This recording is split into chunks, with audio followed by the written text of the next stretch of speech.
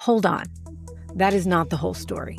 I have a question. Who hasn't heard of Albert Einstein? I mean, the white hair, the genius, the theory of relativity. We've known his name since we were kids, but did you know he was married? Because I didn't. I had no idea. I never even thought about it. It was Albert Einstein, the solo genius, in my mind at least. And then I came across the name Mileva Marić. Pronounce her name again? Mileva Marić. And you know I went down the rabbit hole. And now I have a lot more questions. How many other names have we just not been taught? I'm Christi Chanelle, and this is Sassy Politics.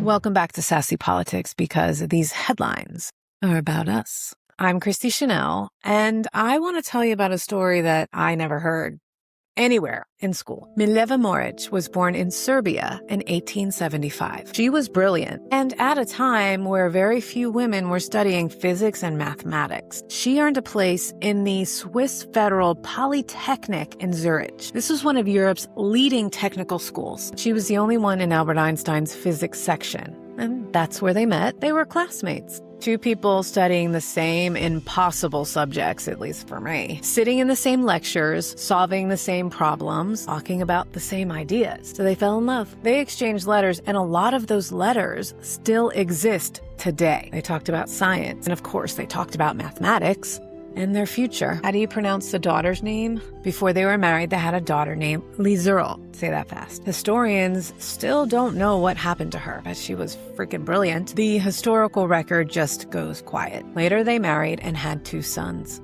This is the part where it gets very interesting for me. In one of Einstein's letters to Mileva in 1901, he wrote about bringing our work on relative motion to a successful conclusion. I'm going to say that again. He wrote about our work on relative motion, I'm going to say that again. He wrote about our work on relative motion and bringing it to a successful conclusion.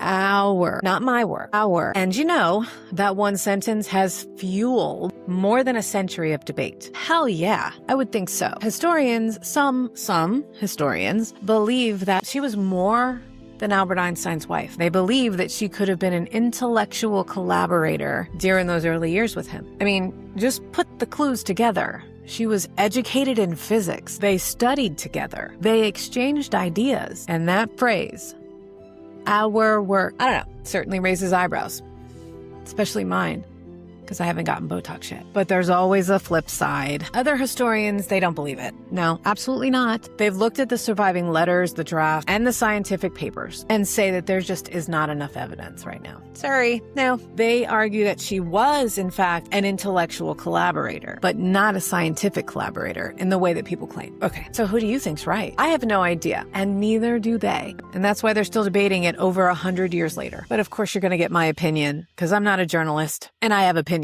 If two people are studying the exact same subject and they're in love, if they're spending years together, if they're literally writing letters about physics to each other and building a life together, I have a really difficult time thinking that they did not discuss and ping pong ideas and work through different scenarios together, right? I mean, just think about your spouse. You guys work through, you guys talk through everything, right? What's the difference? Except they are actually studying the same field together in the same classrooms. If she was a seamstress, maybe not. She wasn't a seamstress. She was an intellectual companion in the same field, collaborator in the same field. Why would anyone think that she didn't contribute? I'm having a hard time understanding the debate at all. How many times have you bounced things off of your partner? How many times has somebody asked a question that made you rethink where you started or your own opinion? That's what you do for each other, right? You give the other perspective. And sometimes it can totally change your opinion. That's contribution also. And maybe she didn't write the actual equations. Maybe she did. We'll never know. But I think it's completely reasonable to feel like her contributions and influence were bigger than history remembers. And that's what really grabbed me. It wasn't whether we could prove whether she wrote it or not. It was the fact that I had never even heard her name. And I don't think that's fair. How did I never know about this? That's the confusing part. How did I not know about her? And I know for a fact, I'm not even willing to bet because it's a fact that Mileva, I'm sure, isn't the only woman who's been left out of history. What were her contributions truly? Were they minimized and recognized much later? I know I've seen several movies on this. Rosalind Franklin's research was essential in understanding the structure of DNA. Lise Meitner helped explain nuclear fission. Xian Wu performed one of the most important experiments in modern physics. And I know that you've seen that movie where Katherine Johnson calculated the trajectories that helped send Americans into space. I know you've seen it. Great freaking movie. Today we know their names, but for many years we didn't. History isn't just about what happened. It's also about what got written down and whose letters survived, whose journals survived, Diary of Anne Frank, whose work was published. And yeah, there are real debates happening over what happened in history and what belongs in the classrooms, which books should be available, how historical events should be taught. We preserve archives. These conversations matter because history helps shape how generations understand the one before it. That doesn't mean every new claim is true. It doesn't mean every old conclusion is wrong. It means keep asking questions, right? So here's my question for you. Do you think Mileva Marić contributed more than history has given her credit for? Or do you think history got this one right? I'd genuinely love to hear your thoughts